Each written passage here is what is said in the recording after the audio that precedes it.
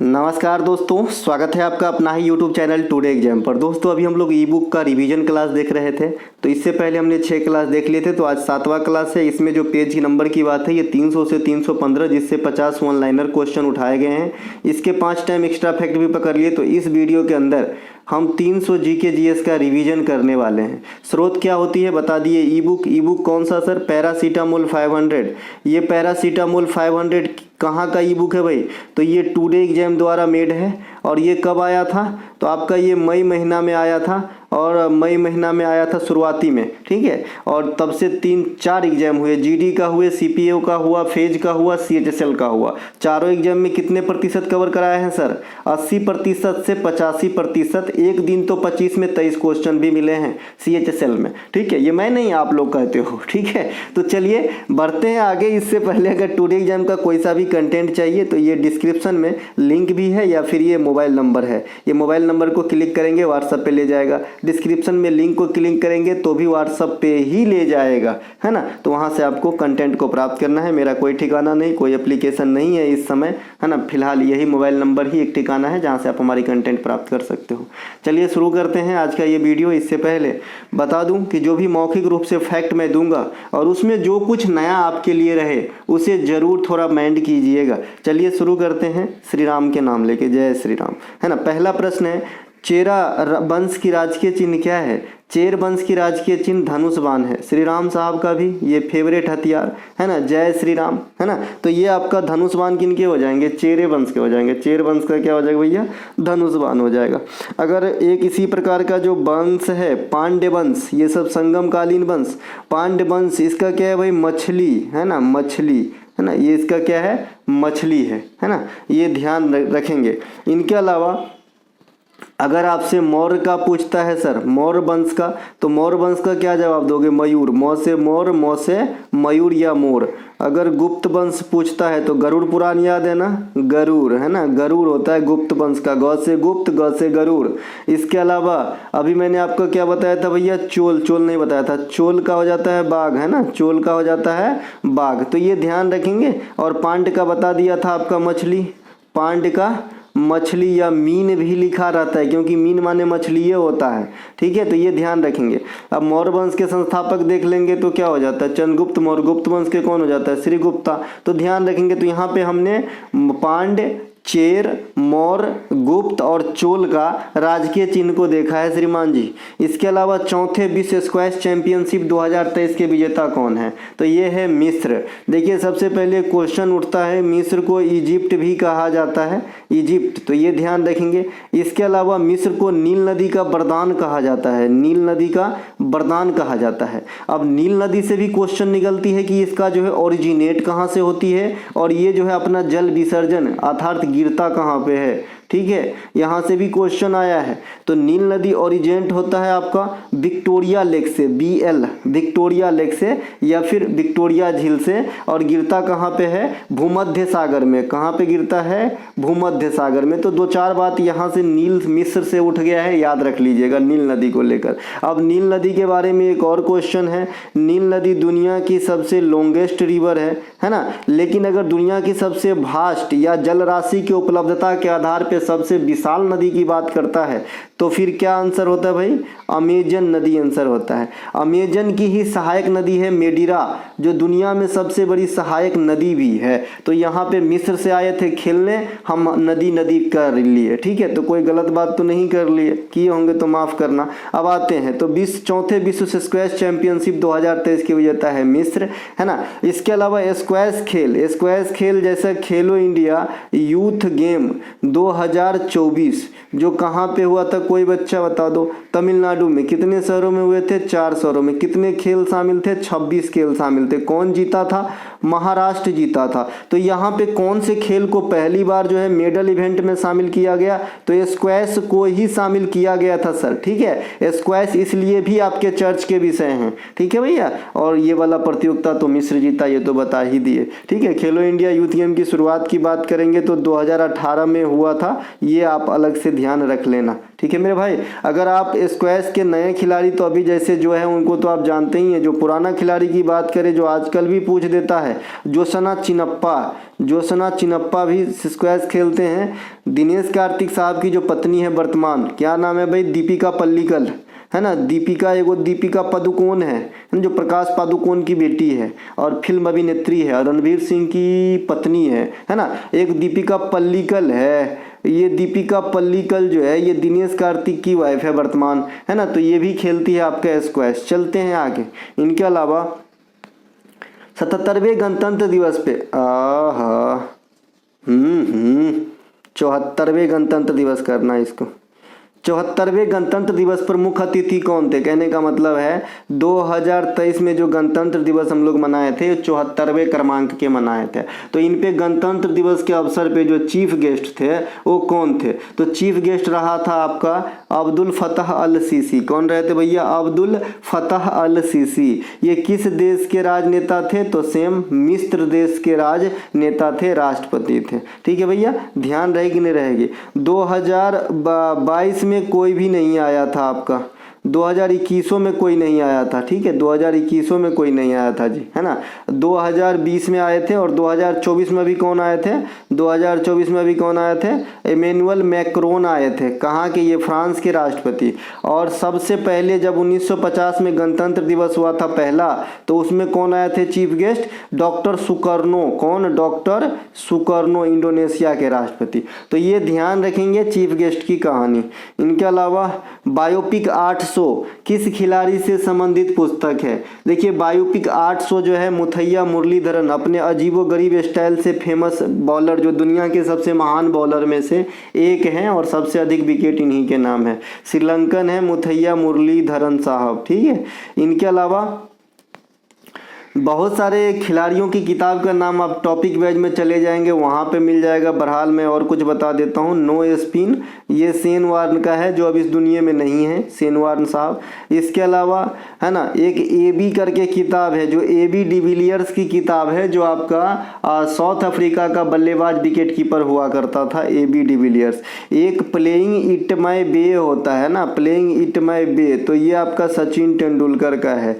एक होता है प्लेइंग टू विन, जीतने के लिए खेलने, ये आपका किसका? साइना नेहवाल का किताब है। एक आपका होता है एस अगेंस्ट ओड्स, है ना, तो ये आपका किसका? सानिया मिर्जा का किताब है। एगो होता है 281 एंड बियॉन्ड, VVS लक्ष्मण की किताब है, ध्यान रहेंगे। इनके अलावा फीफा महिला वर्ल्ड कप 2023 के विजेता कौन बने हैं? देखिए फीफा महिला वर्ल्ड कप 2023 के विजेता जो हैं, विजेता पूछा है जी, नहीं वेन्यू पूछा है। मैं विजेता भी बता दूंगा, वेन्यू भी बता दूंगा। फीफा महिला वर्ल्ड कप 2023 जो देश में हुए, ऑस्ट्रेलिया और न्यूजीलैंड में हुए। विजेता रहे थे यहाँ पे स्पेन, उप विजेता रहे थे आपका यहाँ पे इंग्लैंड। कौन रहे थे? इंग्लैंड। 2022 वाला जो फीफा पुरुषों का मेन टूर्नामेंट हुआ था, वहाँ पे विजेता रहा था अर्जेंटीना, उप विजेता रहा था फ्रांस, ठीक है। और 2026 में अभी होना है क्या? मेन वाला फीफा वर्ल्ड कप, ये कहाँ पे होगा? अमेरिका में होगा, मैक्सिको में होगा और कनाडा में होगा। पहला फीफा वर्ल्ड कप कहाँ पे हुआ था? 1930 में, मोंटेवीडियो नामक शहर उरुग्वे में, है ना, और उरुग्वे ही विजेता रहे थे पहले फीफा वर्ल्ड कप के। तो ये कुछ बातें हो गए। इनके अलावा अभी मैंने 2-3 दिन पहले ही बताया था अंडर-20 फीफा वर्ल्ड कप 2023, ये कौन जीता है? तो ये उरुग्वे जीता है, उरुग्वे, इटली को हरा के, है ना, उरुग्वे जीता है इटली को हरा के अंडर-20 वाला। तो ये ध्यान रख लेंगे, काम आएगी आपकी सर जी। चलते हैं आगे। इसके अलावा फगली त्योहार किस राज्य से संबंधित है? फगली त्योहार, पगली नहीं है ये, है ना, पगली, है ना, ये है फगली। आपने पंचायत देखा होगा, उसमें बोलता है ये पागल, अलग टाइप का पागल होता है। ये फगली त्योहार है, ये आपका हिमाचल प्रदेश में होता है ना। हिमाचल प्रदेश में एक जो है अभी मिंजर मेला होता है हिमाचल प्रदेश के अंदर। कुल्लू दशहरा भी होते हैं हिमाचल प्रदेश के अंदर, माघ साजी त्योहार भी होते हैं हिमाचल प्रदेश के अंदर, नाटी जनजातीय नृत्य भी आपका हिमाचल प्रदेश के अंदर। तो ये सब हिमाचल प्रदेश के अंदर। इसके अलावा आप जो लद्दाख में मनाते हो लोसार भी आप हिमाचल प्रदेश में मना सकते हैं। माघ साजी हिमाचल प्रदेश का मकर संक्रांति है, ध्यान रखेंगे। फुलैच महोत्सव, याद आया, अच्छा याद आया, देर आए दुरुस्त आए। फुलैच महोत्सव ये भी आपके हिमाचल प्रदेश से ही संबंधित है, ठीक है भैया, ध्यान रखेंगे। इनके अलावा लेंथेनाइड तत्वों में कुल कितने तत्व शामिल होते हैं? चाहे तो लेंथेनाइड हो चाहे तो एक्टियोनाइड हो। जो आपके आवर्त सारणी तो ऊपर में रहते हैं, नीचे में ऐसे 4 गो खाना बना के, है ना, एगो का लेंथेनाइड नाम रहता है, एगो का एक्टियोनाइड नाम रहता है। इस प्रकार से आपने देखा होगा। तो ये दोनों मिला के F ब्लॉक इलामेंट्स होते हैं और इस दोनों में नीचे में 14 ही दिखता है, लेकिन ये जहाँ से स्टार्ट होता है ना वहाँ भी एक इसका रहता है। तो टोटल मिला के SSC ने इसका 15 एलिमेंट माना है, ठीक है भाई। तो लेंथेनाइड कहे चाहे एक्टिनाइड कहे, इसमें एलिमेंट की संख्या टोटल अगर पूछेगा तो 15 आंसर आपको देना है। बात करें आधुनिक आवर्त सारणी में तत्वों कितने हैं, कितने तत्व हैं, तो 118 तत्व हैं। गैसीय तत्व कितने हैं, तो 11 हैं, है ना। इसके अलावा मेटैलिक वाला 91 है, नॉन मेटल वाला 20 है। उपधातु जो न तो मेटल है न नॉन मेटल है तो वो कितने हैं, 7 हैं, ठीक है। ये सब आधुनिक आवर्त सारणी है। आधुनिक आवर्त सारणी में आवर्त 7 हैं और वर्ग 18 हैं। एटॉमिक नंबर के अनुसार सजाया गया है, परमाणु क्रमांक के अनुसार जो है सजाया गया है, ठीक है। ब्लॉक की बात करें तो SPDF ब्लॉक में चारों एलिमेंट्स आ जाते हैं। पहले 2 आ जाते हैं S में, फिर D में आ जाते हैं 3 से 12, 13 से लेकर 18 तक P में आते हैं और नीचे जो आपका लेंथेनाइड एक्टिनाइड बताया वो F ब्लॉक एलिमेंट्स में आ जाते हैं। सल्तनत काल में बरीद ए मुमालिक किस विभाग का प्रमुख हुआ करता था? देखिए सल्तनत काल में बहुत सारे ऐसे चीज हैं जो आपको स्थापित किए गए थे। बाद में सिर्फ सल्तनत काल में ही नहीं और भी हिस्ट्री में आप झांके, जैसे किसी भी बड़े वंश को ले लीजिए, गुप्त का, मौर्य का, तो वहाँ भी अधिकारीगण के अलग अलग नाम हुआ करता था, ठीक है। जैसे समाहर्ता, है ना, जो टैक्स को जो है कलेक्ट करते थे, है ना। तो उस प्रकार से आपको जो है यहाँ भी सल्तनत काल के अंदर जो एक प्रकार का बरीद ए मुबालिक अधिकारी का नाम था, ये गुप्तचर विभाग से संबंधित हुआ करता था श्रीमान जी, ठीक है। इसके अलावा एक आरिज ए मुबालिक था, आरिज, यहाँ पे बरीद है, यहाँ पे एक होता था आरिज ए मुबालिक, मुमालिक, ये सेना विभाग में प्रमुख हुआ करता था, सेना विभाग में, ठीक है भैया। तो ये ध्यान रखेंगे, है ना। चलते हैं आगे। अब सल्तनत काल की थोड़ी सी शॉर्ट हिस्ट्री बता देता हूँ, है ना। ये शॉर्ट एट हिस्ट्री एक किताब का भी नाम है, अभिनव बिंद्रा साहब का किताब है और अभिनव बिंद्रा साहब व्यक्तिगत गोल्ड जीतने वाले प्रथम भारतीय ओलंपियन हैं। इसके अलावा अभिनव बिंद्रा साहब को 2024 के पेरिस ओलंपिक में जो है अवार्ड से सम्मानित किया गया है। हर लफ्ज में क्वेश्चन, ठीक है मेरे भाई, और आंसर। तो ये जो सल्तनत काल है इसमें हम बता देते हैं 1206 से स्टार्ट हुआ था, 1526 तक की चली थी। इसके बाद में मुगल वंश आ गया था इंडिया में। 5 वंशों ने शासन किया था, गुलाम या इलवारी या ममलूक, फिर गुलाम, खिलजी, तुगलक, सैयद, लोदी, 5 वंशों ने शासन किया था। इन्हें ध्यान रखेंगे। चलते हैं आगे। CISF की पहली महिला DG कौन बनी थी? तो CISF की पहली महिला DG जो है ये आपका नीना सिंह बनी थी। कौन बनी थी भैया? नीना सिंह। एगो नीना गुप्ता भी है जिनका संबंध मैथमेटिक्स से है। ये नीना गुप्ता अलग है, यहाँ पे नीना सिंह कर लेंगे, यहाँ लिखा है नीना सिंह लिखा है। CISF की CISF होती है, जैसे SSC GD का भी हमको लगता है जो तैयारी करते हैं उनको भी इनमें पोस्ट मिलता है क्या? मैंने कभी GD का एग्जाम नहीं दिया है इसीलिए नहीं समझते हैं। इनके अलावा S बाल मुरली कृष्णन किस वाद्य यंत्र से संबंधित है? तो ये मंडोलिन बजाते हैं। मंडोलिन के अन्य प्रमुख में यू श्रीनिवासन का नाम आपने सुना होगा, यू श्रीनिवास, ये आपका मैंडोलिन बजाता है। इसी प्रकार से जो कम है तादाद में मैंने बताया है असद अली खां, सादिक अली खां, रुद्र बीना बजाते हैं ना, रुद्र बीना, असद अली, सादिक अली, तो इन्हें ध्यान रखेंगे।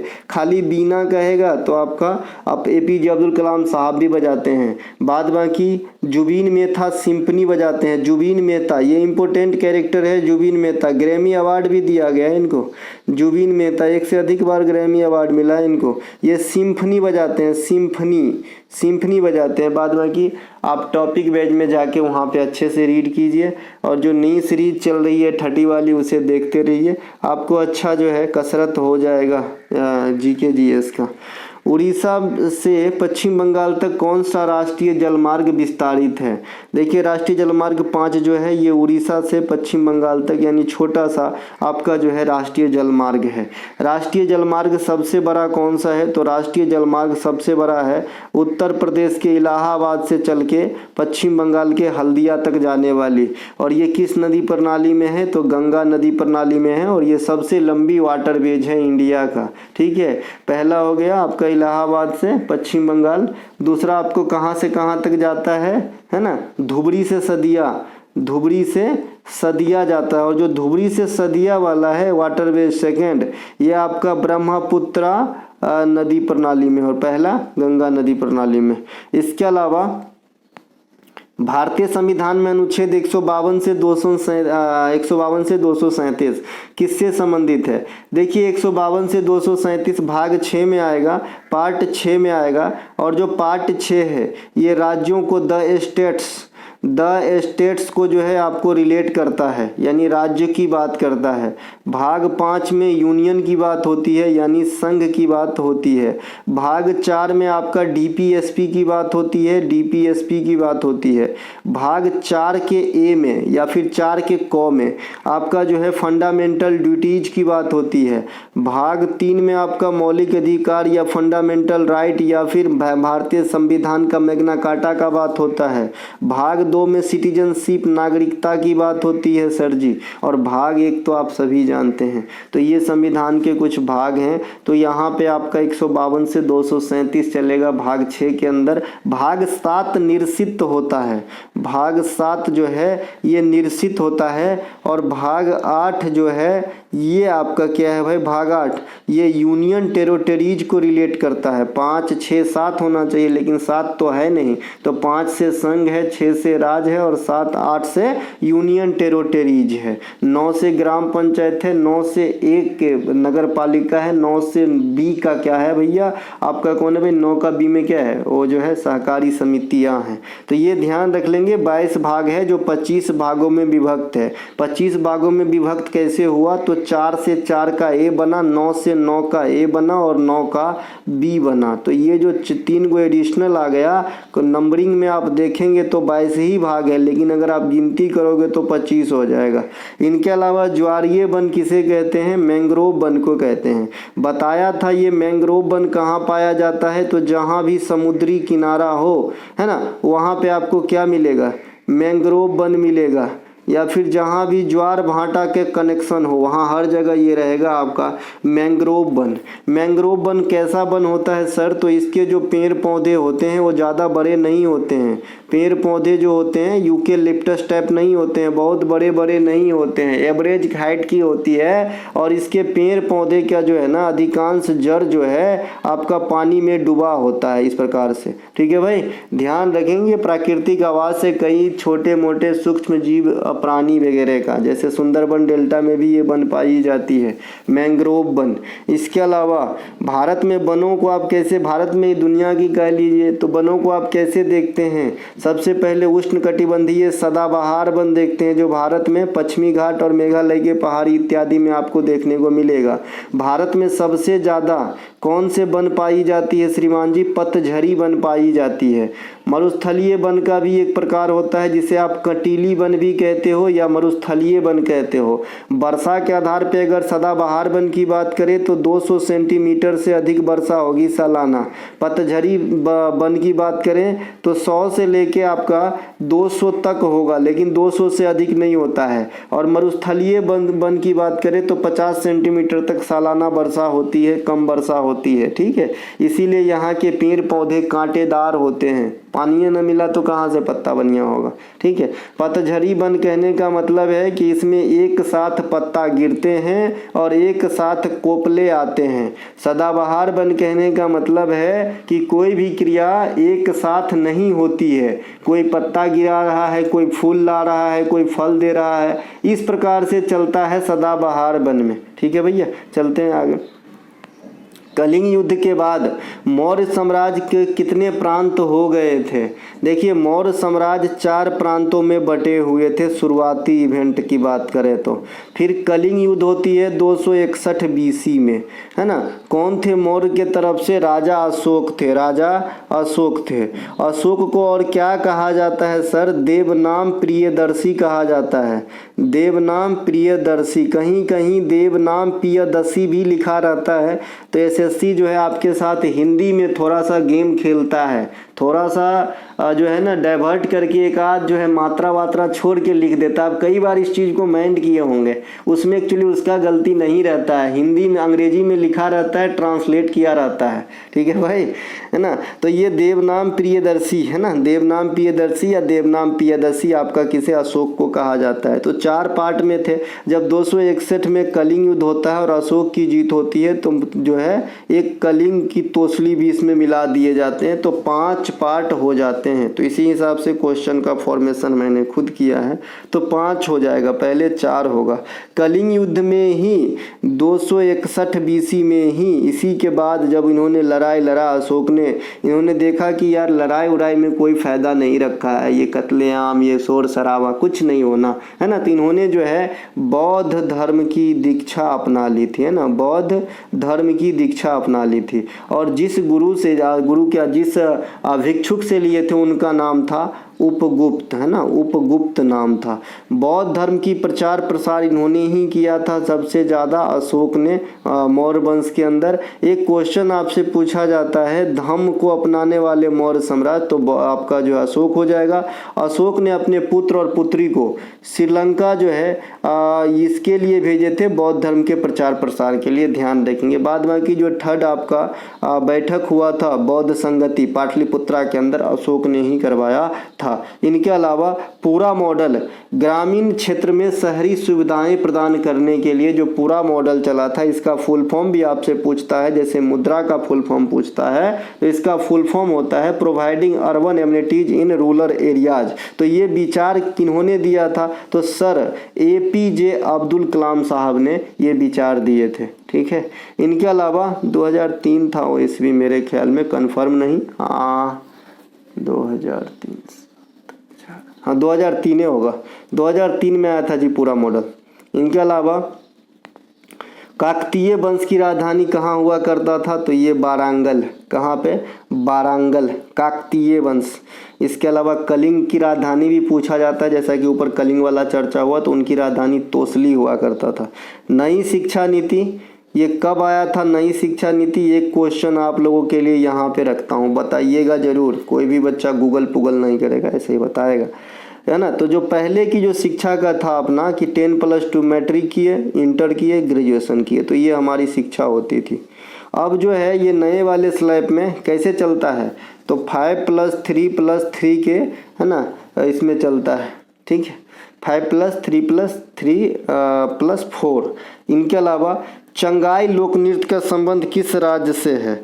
चंगाई लोक नृत्य का संबंध नागालैंड से है। कहाँ से सर? नागालैंड से है चंगाई लोक नृत्य का संबंध। तो ये ध्यान रखेंगे, कहाँ से रहेगा? तो नागालैंड से। इसके अलावा नागालैंड में अगर आप आएंगे तो नागालैंड में कुकी डांस, एगो कुकी, आप जब गूगल यूज करते हैं, मेरे ख्याल में क्रोम यूज करते हैं, तो वहाँ भी लिखाया रहता है इस प्रकार का। मेरे मोबाइल में भी एक बार लिखाया था कुकी, है ना, नहीं गूगल भी यूज, गूगल में ही लिखाया था शायद ये कुकी, कुकीज क्लियर ऐसा कुछ लिखता रहता है ना। तो ये आपका कुकी डांस हो गया। नागालैंड में अगर और आएंगे आप तो नागालैंड में एक सेकेंड याद नहीं आ रहा, नागालैंड में चंगसंग, एगो चंगसंग डांस होगा नागालैंड का। अलायट्टू भी होगा, अलायट्टू भी होगा नागालैंड के अंदर, अलायट्टू भी होगा, ध्यान रखेंगे। एक आपका ये हो जाएगा चंगई, एक आपका चंगसंग, अलायट्टू, ये सब नागालैंड में हो जाएगा। बाद में कि हॉर्नबिल का त्यौहार तो आप जानते ही हैं, सबसे फेमस है नागालैंड का। इनके अलावा आज़ादी के समय हैदराबाद का निजाम कौन था? उस्मान अली। कौन थे भाई? उस्मान अली। जो सहायक संधि हुई थी किसके साथ? अरे कल ही न पढ़ाए हैं, किसके साथ हुआ था? बेलेसली के साथ, बेलेजली या बेलेसली के साथ। तो सबसे पहले इन्होंने निजाम ने ही किया था, स्वीकार। ठीक है भाई, ध्यान रखना। इनके अलावा सबसे पहले सहायक संधि इंडिया में कौन किए थे? फ्रांसीसी गवर्नर डुप्ले ने किए थे, तो ये ध्यान रखेंगे। इसके अलावा टेबल टेनिस में लंबाई कितनी होती है? तो टेबल टेनिस में लंबाई होती है 2.74 मीटर और चौड़ाई कितनी होती है सर? 1.52 के करीब, 1.52, 5 भी आगे लिख सकते हैं लेकिन इतना याद रखिए 1.52। ठीक है, इतना होता है मीटर, है ना। किसका? टेबल टेनिस का। टेबल टेनिस का सर आपसे कर्बिलोन कप और स्विथलिंग कप आपसे पूछा जाता है। तो जो कर्बिलोन कप है और जो स्विथलिंग कप है किससे संबंधित है सर? टेबल टेनिस से। तो जो कर्बिलोन है ये सिर्फ महिलाएं यानी फीमेल भाग लेती है और जो स्विथलिंग है इसमें सिर्फ मेल भाग लेती है। ठीक उसी प्रकार से जैसे बैडमिंटन के उबेर और थॉमस है ना। थॉमस में क्या है? खाली मेल भाग लेते हैं, बैडमिंटन की प्रतियोगिता है, और उबेर में खाली फीमेल भाग लेते हैं। तो इसे भी ध्यान रखेंगे। स्विथलिंग और कर्बिलोन कप डायरेक्ट पूछता है किससे संबंधित है। नई संसद भवन के मुख्य वास्तुकार या डिजाइनर कौन है? तो बिमल पटेल है। कौन है भैया? बिमल पटेल है। कौन है? बिमल पटेल है। गेटवे ऑफ इंडिया का नाम सुने हैं? गेटवे ऑफ इंडिया का नाम सुने हैं? ये मुंबई के अंदर है और ये ताज होटल के जस्ट सामने, मैं कई बार गया हूँ। ठीक है, तो इनके कौन रहेगा वास्तुकार? जॉर्ज बीटेट, है ना, जॉर्ज बीटेट। अब हो सकता है बीटेट का स्पेलिंग अलग लिखता हो लेकिन मैं ऐसे लिखा हूँ क्योंकि हिंदुस्तानी हूँ, है ना। तो बीटेट, इस प्रकार से इनका नाम था। गेटवे ऑफ इंडिया का जो आपका वास्तुकार कहिए, डिजाइनर कहिए, है ना, आर्किटेक्चर क्या बोलते हैं भैया? आर्किटेक्चर, है ना। तो ये है ना, तो ये सब बिमल पटेल ध्यान रखेंगे। नई संसद भवन का, नई संसद भवन में क्या स्थापित किया गया था? सेंगोल। क्या? सेंगोल। और सेंगोल का संबंध किस वन से है? ये भी एक क्वेश्चन आपके लिए। तो 2 क्वेश्चन अभी तक मैंने आपसे पूछा है। इनके अलावा हंसदेव नदी किस नदी की प्रमुख सहायक नदियों में से है? तो ये महानदी की। हंसदेव, हंसदेव वन का भी नाम है, छत्तीसगढ़ के अंदर है हंसदेव वन। ठीक है, उसके लिए अभी शुक्ला जी को जो है प्राइज भी मिला था पीछे, अभी है नहीं 2024 में मिला है। हंसदेव नदी हो गया महानदी का सहायक नदी। तेल नदी भी है, तेल नदी, जोंक नदी भी है, ये सब आपका महानदी की सहायक नदी है। महानदी कहाँ से निकलती है? छत्तीसगढ़ से निकलती है ना। इसके अलावा ये क्या है भाई? पेनिनसुलर इंडिया के 3rd लार्जेस्ट नदी है। कौन सा? महानदी। ठीक है, पहला लार्जेस्ट गोदावरी, दूसरा आपका कृष्णा और तीसरा आपका महानदी। पेनिनसुलर इंडिया में लॉन्गेस्ट रिवर के हिसाब से। इनके अलावा महानदी पे आपका जो है हीराकुंड वाला, हीराकुंड बांध परियोजना, ये कहाँ पे है? ये ओडिशा के अंदर है, जो इंडिया के सबसे लंबी बांध परियोजना। सबसे ऊंची आपका टिहरी डैम है, टिहरी डैम है सबसे ऊंची। ये कहाँ पे है? उत्तराखंड में। और सबसे ऊंची गुरुत्वीय बांध कौन सा है? भाखरा, भाखरा नांगल, भाखरा नांगल सतलज नदी पे। तीनों ध्यान रखेंगे। आधुनिक आवर्त सारणी के 118 तत्वों में से किसने तत्व गैसीय हैं? 11, और इसका पूरा एक्सप्लेनेशन ऊपर वाले क्वेश्चन में दे दिया था। इनके अलावा दहसाला बंदोबस्त किसने चलाया था? दहसाला बंदोबस्त जो है ये आपका चलाया था भैया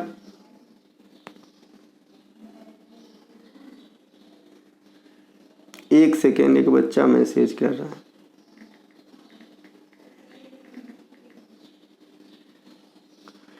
ठीक, कुछ भी पूछ देते हैं, मैं कैसे पढ़ूं? तो तहाँ तक तो ठीक है। अब याद नहीं हो रहा है इसके लिए कुछ बताए। मेरे पास मेडिसिन थोड़ी है, याद नहीं हो रहा है ना। पहले ही पटक देते हैं कि नहीं हो रहा है, तो आधा तो यही हम हार जाते हैं। ठीक है, हारना नहीं है। तुम्हारे ऊपर कितने जो है विश्वास लगाए बैठे हैं बस ये खबर सुनने के लिए कि आज बेटा सिलेक्ट हो गया, और पहले ही यहाँ पे हमने सोच लिया कि जो है हमसे नहीं होगा। हद है, हद है मतलब। चलिए, दहसाला बंदोबस्त किसने चलाया था? टोडरमल ने। हो सकता है कि टोडरमल के जगह अकबर हो, क्योंकि अकबर के अधीन ही टोडरमल था। ठीक है भाई, तो सूत्रधार भले टोडरमल था, लेकिन अगर शासक के हिसाब से अब एग्जामिनर ऑप्शन देता है तो अकबर रहेगा। ठीक है, दहसाला बंदोबस्त। अकबर के बारे में सब कुछ बता दिया हूँ। एक बैरम खान को भी अकबर से नाम जोड़ के रखना, संरक्षक था अकबर का। इनके अलावा पेड़ पौधे में संवहनी उत्तक फ्लोएम की प्रवाह दिशा क्या होती है? देखिए पेड़ पौधे में जो है प्रकाश संश्लेषण कहाँ से होता है, हरा भाग से होता है या पत्ती से होता है। ठीक है, पेड़ पौधे सांस कहाँ से लेते हैं, पत्ती के रंध्र से लेते हैं, जिसे स्टोमेटा कहते हैं, छोटा छोटा छिद्र होता है। ठीक है, तो पेड़ पौधा जो फोटोसिंथेसिस करते हैं, प्रकाश संश्लेषण करते हैं, वो क्यों करते हैं सर प्रकाश संश्लेषण पेड़ पौधा, कोई भी बच्चा? तो पेड़ पौधा जो है ये प्रकाश संश्लेषण करते हैं अपने लिए आवश्यक भोजन के लिए। ठीक है, आवश्यक भोजन के लिए करते हैं। इसमें फल नहीं लगा है, मान लीजिए कि ये बिना फल वाला पौधा है। ठीक, तो जो ये प्रकाश संश्लेषण करते हैं तो यहाँ से सूरज की प्रकाश लेते हैं, फिर नीचे से क्या उसके लिए जल भी आवश्यक है, कार्बन डाइऑक्साइड वायुमंडल से ले लेते हैं, और क्या जरूरी है भाई, क्लोरोफिल, है ना, क्लोरोफिल जरूरी है, क्लोरोफिल जरूरी है जो इनके अंदर होता है। ठीक है, तो ये जो फोटोसिंथेसिस होती है तो इस प्रक्रिया में इसके लिए क्या तैयार होता है, लवण तैयार होता है, या आप भोजन कह सकते हो साधारण भाषा में। तो ये भोजन को ऊपर से नीचे पेड़ पौधे में जो है डिस्ट्रीब्यूट करने के लिए कौन सा उत्तक है, फ्लोएम है। फ्लोएम उत्तक जो है जो फूड को प्रवाह करता है, भोजन को प्रवाह करता है, तो इसकी जनरली दिशा तना से जड़ की ओर होगा, ऊपर से नीचे होगा। ये क्वेश्चन को मैंने खुद बनाया है। इसी प्रकार से एक आपका होता है जाइलम, जाइलम है ना, तो जाइलम जो है जौ से जल, जौ से जाइलम, तो जाइलम जो है ये जल यहाँ से रिस करके ऊपर की तरफ जाता है, तो इसका प्रवाह नीचे से ऊपर की तरफ हो जाएगा। समझ में आया कि नहीं समझ में? तो ये दोनों संवहनी उत्तक है। संवहन मतलब होता है ढोने टाइप से, कैरी करने के टाइप से मन में रख लीजिए। ठीक है, इसके अलावा संवहन एक प्रोसेस भी होता है ना, वो हम पढ़ते हैं मतलब विज्ञान में ही पढ़ते हैं, जैसे संवहन के द्वारा कौन चीज़ गर्म होता है, चालन के द्वारा कौन सा चीज़ गर्म होता है। ठीक है, तो वो एक अलग बात है। यहाँ पे सिर्फ समझने के लिए संवहन मतलब है ना, आप परिवहन के जैसे समझ लीजिए, चीज़ों को सप्लाई करने के जैसे समझ लीजिए। ठीक है, तो संवहनी उत्तक कौन से होते हैं पेड़ पौधे में, जाइलम, फ्लोएम, लेकिन सब पेड़ पौधे में नहीं होता है ना। इनके अलावा रविन्द्रनाथ टैगोर को किस कृत्य के लिए नोबेल पुरस्कार मिला था, गीतांजलि के लिए। कब मिला था, 1913 के अंदर मिला था। ये प्रथम एशियन है जिन्होंने नोबेल पुरस्कार प्राप्त किए थे, है ना। एशियन में भारतीय भी आ जाएंगे। रविन्द्रनाथ टैगोर साहब को क्या कहा जाता है, गुरुदेव कहा जाता है। गुरुदेव की उपाधि किसने दिए थे, M.K. गांधी, मोहनदास करमचंद गांधी। और M.K. गांधी को महात्मा की उपाधि कौन दिए थे, तो रविन्द्रनाथ टैगोर दिए थे। ठीक है, तो ये दोनों आदान प्रदान किए थे। इनके अलावा रविन्द्रनाथ टैगोर ने कौन सा उपाधि लौटा दी थी अंग्रेजों को, नाइटहुड की उपाधि लौटा दी थी। और M.K. गांधी ने कौन सा उपाधि लौटा दी थी, तो केसर ए हिंद की उपाधि लौटा दी थी। किन्हें, अंग्रेजों को। जालियांवाला बाग हत्याकांड के कारण जो है लौटा दिए थे दोनों। इनके अलावा रविन्द्रनाथ टैगोर शांति निकेतन के फाउंडर भी हैं। शांति निकेतन के फाउंडर हैं। शांति निकेतन विश्व भारती 1921 में बना था, पठन पाठन से संबंधित है। और शांति निकेतन को 2023 में यूनेस्को के 41वें धरोहर के रूप में शामिल किया गया है। रविन्द्रनाथ टैगोर की किताब में स्पीड पोस्ट काफ़ी पूछा जाता है। स्पीड पोस्ट, गोरा नहीं है, गोरा भी इसी का है, गोरा भी इसी का है। स्पीड गार्डनर भी इसी का, गार्डनर। इसके अलावा अभी आपने गीतांजलि देखा, ये सब रविन्द्रनाथ टैगोर साहब के ही हैं, ध्यान रखेंगे। इनके अलावा विश्व टेस्ट चैंपियनशिप 2023 के विजेता, तो टेस्ट चैंपियनशिप 2023 के विजेता कौन है, ऑस्ट्रेलिया। उपविजेता कौन है, इंडिया। जो आपका 2023 है ना, ये टेस्ट चैंपियनशिप 21-23 है। इससे पहले आपका 2019-21 एक टेस्ट चैंपियनशिप जो पहला एडिशन था टेस्ट चैंपियनशिप का, तो वहाँ पे विजेता रहे थे न्यूजीलैंड, विजेता रहे थे इंडिया। तो दोनों बार उपविजेता कौन रहे, इंडिया रहे। पहला बार के विजेता कौन रहे, न्यूजीलैंड। दूसरा बार के विजेता कौन रहे, तो दूसरा बार के विजेता आपका रहा है सर कौन रहे भैया, ऑस्ट्रेलिया, है ना। इनके अलावा डाल्टन के परमाणु थ्योरी की खोज कब हुई, तो परमाणु थ्योरी कहेगा तो 1808। हो सकता है कि ये सेम क्वेश्चन पूछे और ईस्वी में 1808 ईस्वी ऑप्शन रहे, 1803 ना रहे, तो 1808 के साथ जाएंगे। ठीक है, थ्योरी कहेगा तो 1803 होता है। इसकी विस्तारित बात कहेंगे तो 1808 तक निष्कर्ष तक पहुंचा इन्होंने। लेकिन इन्होंने बताया था कि भाई परमाणु अविभाज्य है। बाद में जो है परमाणु के जो मौलिक कण होते हैं, इलेक्ट्रॉन, प्रोटॉन, न्यूट्रॉन, उनके अलग अलग वैज्ञानिकों ने बाद में खोज करा है, जो आज हम देखते हैं। इनके अलावा राजेंद्र गंगानी किस घराने से संबंधित है, तो जो राजेंद्र गंगानी है ये आपका संबंधित है भैया किस घराने से, तो राजेंद्र गंगानी जयपुर घराने से संबंधित है, जयपुर घराने से संबंधित है। जितने भी घराना हो, चाहे बनारस हो, चाहे पंडित राम सहाय हो, चाहे किराना हो, चाहे अब्दुल करीम खान या वाहिद खान हो, चाहे मेवाती घराना हो, है ना, चाहे आपका ग्वालियर घराना हो, हस्सू हद्दू नत्थू वाला, सभी के सभी बता चुका हूँ और सभी इंपॉर्टेंट कलाकार भी इनके साथ साथ बता चुका हूँ। बाद बाकी का काम महाराज जी आपका है। इनके अलावा भूमध्य सागर में उठने वाली पश्चिमी विक्षोभ के केंद्र क्या होते हैं? तो निम्न दाब के केंद्र होते हैं ना। निम्न दाब के जो भी केंद्र होते हैं वो ज़्यादा दुखदाई होता है। जैसे अल नीनो क्या होता है? निम्न दाब का केंद्र होता है जो प्रशांत महासागर में आता है। चक्रवात क्या होता है? निम्न दाब का केंद्र होता है। ठीक है, इसी प्रकार से ये जो आपका पश्चिमी विक्षोभ है ना, ये भी आपका क्या हो जाता है? निम्न दाब का केंद्र हो जाता है। ठीक है, यहीं पर अल नीनो का छोटा भाई ला नीनो है। ला नीनो में उच्च दाब होता है। वहीं पर प्रति चक्रवात का बड़का भाई प्रति चक्रवात है।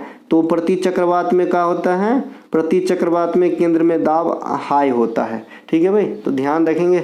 इनके अलावा ये पश्चिमी विक्षोभ के कारण भारत में कहाँ पे वर्षा होती है? तो नॉर्थ वेस्ट में होती है। नॉर्थ वेस्ट कहने का मतलब पंजाब हरियाणा में होती है। ठीक है, आपका वर्षा कौन से समय में? शीतकाल में वर्षा होती है। शीतकाल में वर्षा होती है। इनके अलावा भारतीय मुद्रा का पहली बार अवमूल्यन कब हुआ था? 1949 में हुआ था। 1949 में जो है पहली बार भारतीय मुद्रा का अवमूल्यन किया गया था, है ना। भारतीय मुद्रा का अवमूल्यन 1949 में पहली बार, दूसरी बार 1966 में और तीसरी बार 1991 में। 3 बार अवमूल्यन भी हुआ है और 3 बार मुद्रा विमुद्रीकरण भी हुआ है, जो आखिरी 2016 में हुआ था, है ना। नोट नहीं बंद हो गया था 500 का, 1000 रुपये का, उसे विमुद्रीकरण कहते हैं। ठीक है, 3 बार ये भी हुआ है, 1 2 3, है ना। और 3 बार आपका क्या हुआ है? अवमूल्यन भी हुआ है। अब देखिए सर जी, अवमूल्यन याद रखने की बहुत अच्छी मैं बताता हूँ आपको। अवमूल्यन का क्या अर्थ होता है? कोई बताएगा? अवमूल्यन का क्या अर्थ होता है? अवमूल्यन का अर्थ होता है कि अपने मुद्रा का जानबूझ के वैल्यू घटा देना। जैसे आज एक यूएसडी की आज जो है एक यूएसडी मतलब यूनाइटेड स्टेट का जो डॉलर है, इनकी जो कीमत है लगभग 83 रुपया है ना। अगर इंडियन सरकार अपना मुद्रा का मूल्यन करती है तो हो सकता है ये 83 से बढ़ के 87 रुपया हो जाए एक यूएसडी। तो इसमें क्या करेगा? मान लीजिए अमेरिका जो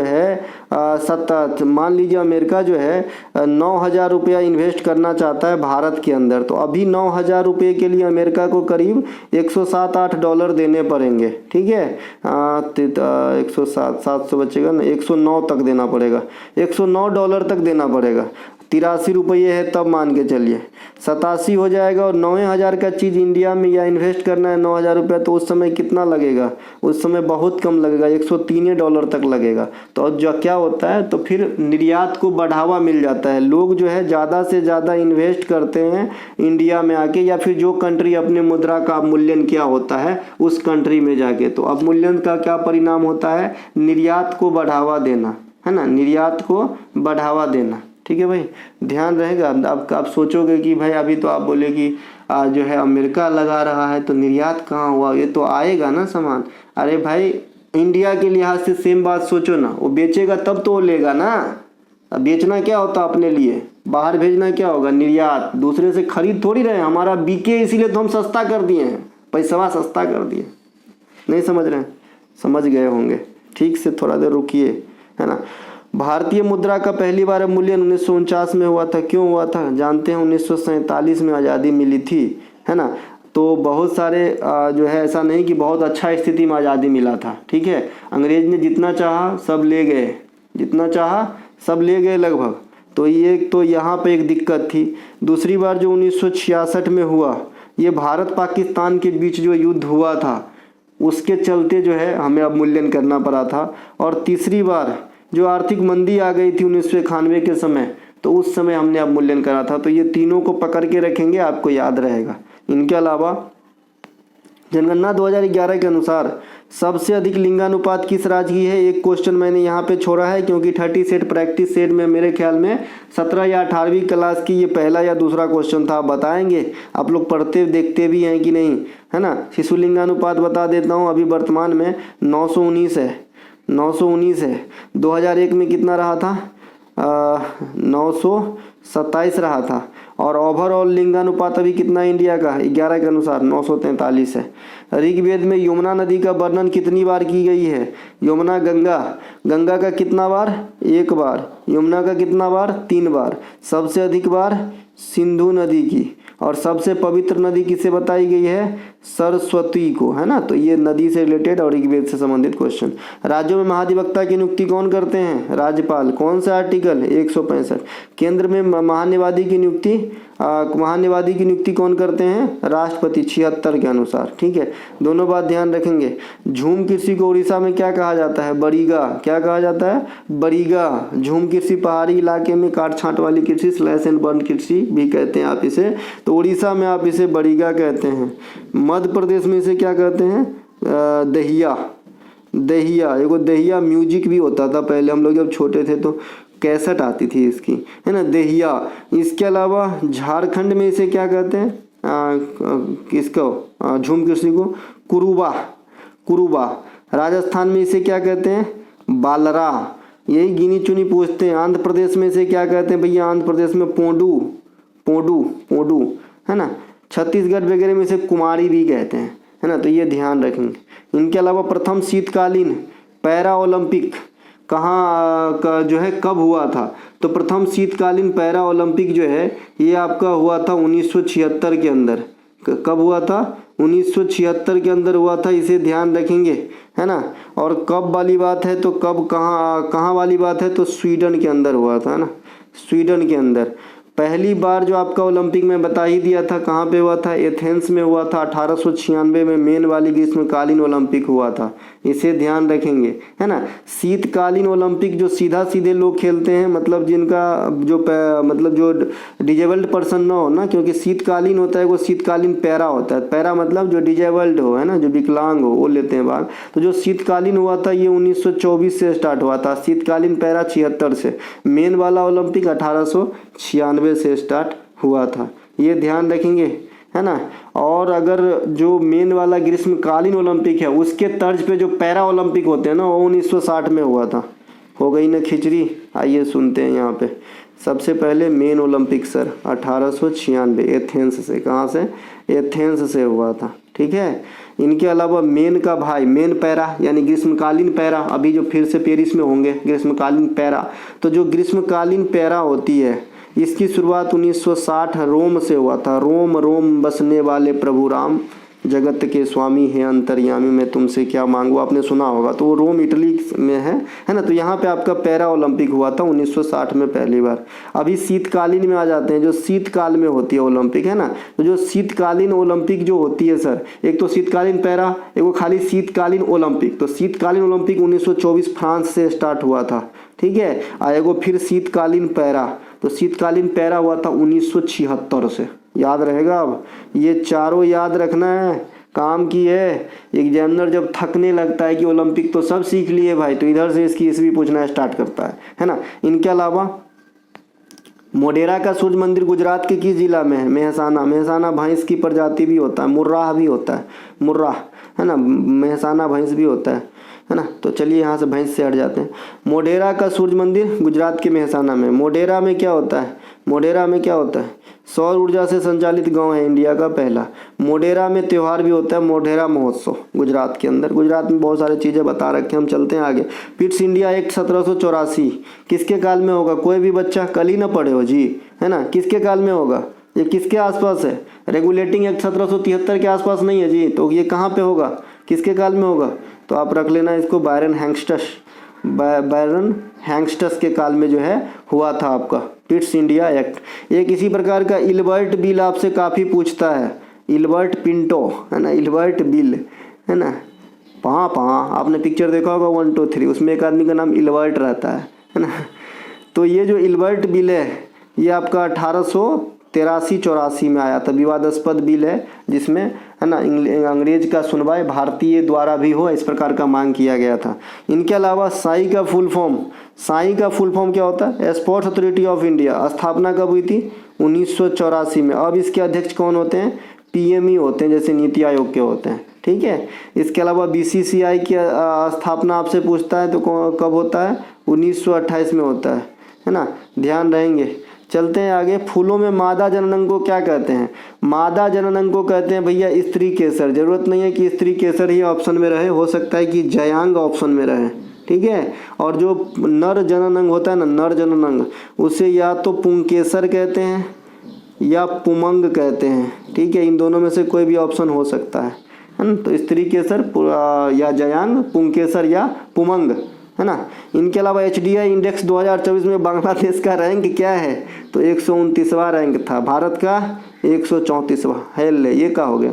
134वां वाला जो है स्टेबल है, 129वां वाला का पता नहीं, ठीक है। तो ये याद रखिएगा, इसका HDI इंडेक्स भी काम आएगी। इनके अलावा बांग्लादेश के बारे में सब कुछ पहले ही बता चुका हूँ पिछले क्लास में। Word processing, graphics software, spreadsheet इत्यादि किसके उदाहरण है? एप्लीकेशन सॉफ्टवेयर के। एप्लीकेशन सॉफ्टवेयर होते हैं, सिस्टम सॉफ्टवेयर होते हैं, ठीक है भैया। तो एक वेब ब्राउजर होता है, एक सर्च इंजन होता है, तो सबको एक के में नहीं मिलाने का है, सब अलग अलग रहता है ना। तो एप्लीकेशन सॉफ्टवेयर के ये सब उदाहरण हैं, वर्ड प्रोसेसिंग, ग्राफिक्स, स्प्रेडशीट। इनके अलावा ऑपरेटिंग सिस्टम इसमें ऑप्शन दे के देता है, तो ऑपरेटिंग सिस्टम जो है एप्लीकेशन सॉफ्टवेयर नहीं, सिस्टम सॉफ्टवेयर में आएगी। इनके अलावा बालूका स्तूप का निर्माण किससे होती है? हवा से। बालूका स्तूप जो हवा के द्वारा बालू के कण के उड़ा के एक दूसरे से दूसरे जगह पे ले जाके जो ढेर जैसे ऐसे पाट देते हैं बालू, तो उसे क्या कहते हैं? टिब्बा कहते हैं, है ना। और ये किसके कारण होता है? तो हवा के कारण होता है। बालूका स्तूप का निर्माण किसके कारण होगा सर? तो हवा के कारण होता है, ध्यान रखेंगे। इनके अलावा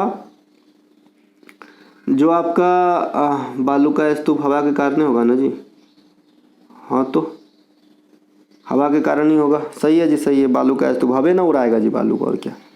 इनके अलावा जो डेल्टा पेल्टा है ना, वो सब नदी के कारण होगा, है ना, जल के कारण होगा, जल बहाव के कारण, नदी के कारण हो जाएगा, डेल्टा हो जाएगा, झील हो जाएगा, गोखुर हो जाएगा, ये सब का निर्माण। प्लेइंग टू विन नामक पुस्तक के लेखक लेखिका साइना नेहवाल। ऊपर बात कर लिए थे खिलाड़ियों का किताब, है ना, ये second set, playing to win, playing it my way, no spin, है ना, 800 बायोपिक, इस प्रकार का जो भी किताब हैं, 281 एंड बियॉन्ड्स, AB, है ना।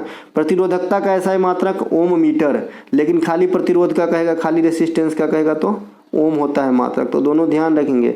ओम मीटर होता है प्रतिरोधकता का, ओम मीटर होता है प्रतिरोधकता का, है ना, ध्यान रखना है। और जो समांतर क्रम और श्रेणी क्रम में फाइनल रेसिस्टेंस निकालने के लिए प्रतिरोध मतलब फार्मूला बता दिए हैं। अगर आपको सीरीज में निकालना है ना, तो R1 R2 को जोड़ दीजिए अगर R फाइनल निकालना है। अगर 5 बार 5 को रेसिस्टेंस सीरीज में लगा है तो 5 को जोड़ दीजिए। आज समानांतर क्रम में निकालना है, पैरेलल में निकालना है, तो R फाइनल बराबर 1/R1 + 1/R2 कर दीजिए। 3 को है तो R3 भी कीजिएगा, यहाँ से इसका मान निकालिएगा, ठीक है। तो श्रेणी में, सीरीज में और पैरेलल में कैसे निकालते हैं? यहाँ से।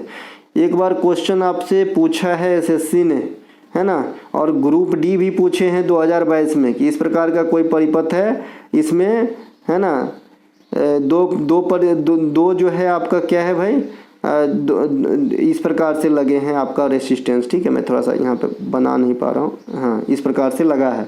ये दोनों पैरेलल में है 3-3 ओम के, और ये इसके साथ सीरीज में है, तो इसका फाइनल रेसिस्टेंस या जो है प्रवाहित धारा निकालने के लिए पूछा था, ठीक है। तो इसमें क्या करेंगे, इन दोनों को पहले सॉल्व करके एक ही बना लेंगे, ठीक है। इन दोनों को सॉल्व करके एक ही बना लेंगे। तो पैरेलल में कैसे सॉल्व करते हैं? 1/R1 + 1/R2, तो 3-3 ओम के 2 प्रतिरोध लगे हैं, तो 1/3 + 1/3 को जोड़ेंगे तो क्या होगा? 2/3। तो 1/R का वैल्यू कितना? 2/3। तो इधर से उल्टा देंगे, है ना, तो R का वैल्यू क्या हो जाएगा? 3/2, है ना। तो यहाँ हम लिख लेंगे सीधा सीधा इन पूरा का मतलब 3/2। अब इस 3/2 को और इस 5 को अब सीरीज में करेंगे, तो सीरीज में के लिए क्या करते थे? R1 + R2, तो 3/2 + 5 को जोड़ देंगे तो 5 और 1.5 कितना हो गया 6.5, मतलब 13/2 है ना, 13/2 हो गया। तो 6.5 ओम जो है इस परिपथ का टोटल रेसिस्टेंस होगा अगर 3-3 ओम के दो पैरेलल में और उसके साथ 5 ओम के सीरीज में लगे हो। तो समझ में आया कि नहीं आया?